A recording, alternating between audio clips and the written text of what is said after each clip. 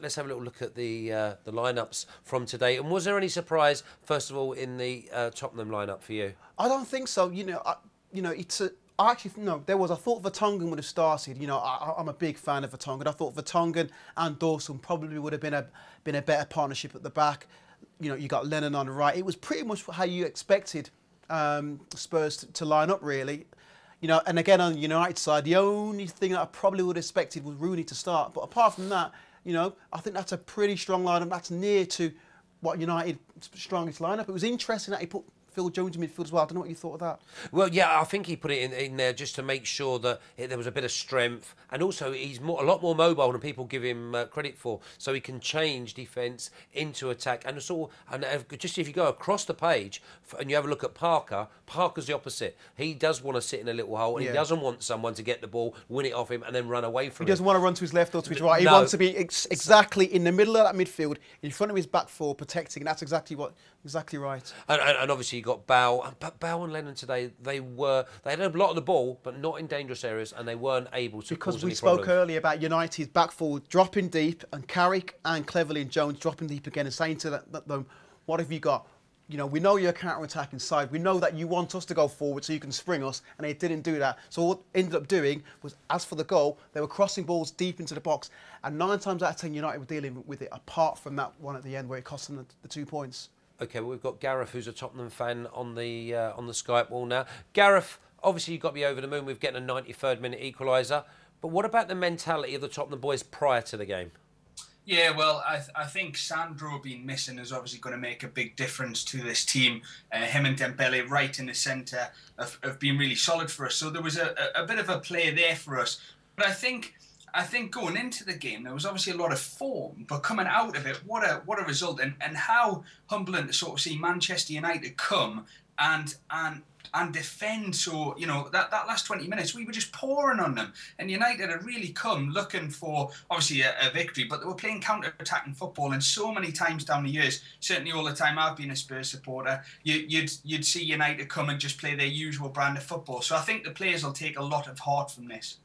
Gav, were you a bit worried that United did sit back and they kind of nullified the threat of Lennon and Bale on the wings as well? Well, I heard you just say that, but I've seen a stat flash up after the game that said Lennon created the most chances in the game. So I think Bale was very, very quiet, but that was because they doubled up on him. And that's where Spurs lack that little schemer, a Rafa van der Vaart, a Luka Modric, someone who could just open up a defence. But, we kept plugging away, and a great result, and something that, I think Spurs fans can really take some heart from that result. And to be fair, that's a decent point as well, especially when you look at what Arsenal did today. They lost to Chelsea. We can't look at what's going on around the league. You've just got to look at every game as it comes. But that's 4 points off the league leaders who are playing very, very well. And we'd be delighted. First time in something like 23 years, Man United haven't beat us home or away. So there's a lot of psychological elements you can take from this game. But just the way we played, we were patient. AVB, the substitution, when he brought on Asuakoto for Norton. And a lot of fans were sort of saying on Twitter, well, what's he doing there? Why not bring a striker on? But I think that just changed the flow of the game. Asuakoto naturally left-footed, and of course it was from his cross we scored. So AVB will take a lot of credit from this game as well. Well, Gareth, I think you do have to look at the league, because that was actually a decent point considering where you were, and in the context of today, Chelsea beat Arsenal, one of your closest rivals, for 4th place. So I think you do have to look at the league in that way, and it was a good point for you.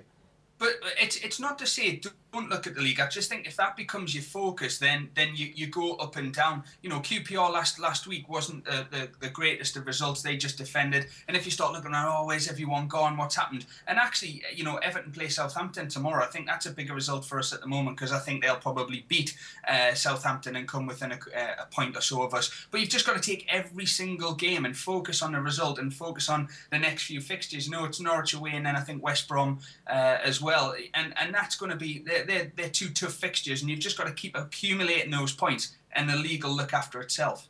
Gareth, what is the thought process around the Spurs fans? Are they getting ahead of themselves? Are they thinking that this is probably one of the best Tottenham squads they've had maybe ever? No, I think the thing is, it's not getting ahead of yourself. I think you're just looking at the type of player that we've got. You look at the way Vertonghen's come in. You look at young Kolka coming through. Loris. I mean, is he's probably in the top 3 or 4 in the world. Loris. There's a lot of good players in there, but you can have the best team in the world. You've got to do something with it. So I think Spurs fans will happily just to hope we can get that 4th position. Anything else is going to be a bonus, and then we see where we kick on. And obviously, Will Bale leaving the summer is always going to be in the back of our minds. And Gareth, just a word on your manager, AVB. He had a really tough 6 months at Chelsea. A lot of talk. A lot of you must have been sceptical in the summer when Daniel Levy brought him in. How pleased are you with what's happening down at the Lane?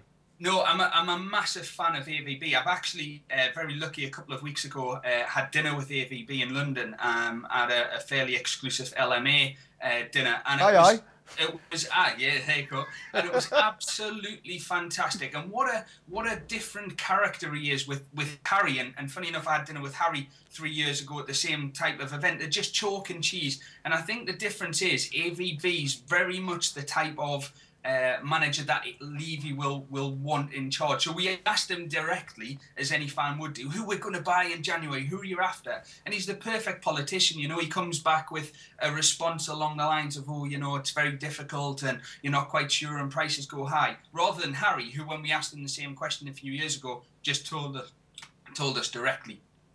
Gareth, good luck to you. Obviously Norwich next, then you got West Brom. I fancy that 6 points for you, and we'll speak to you again soon.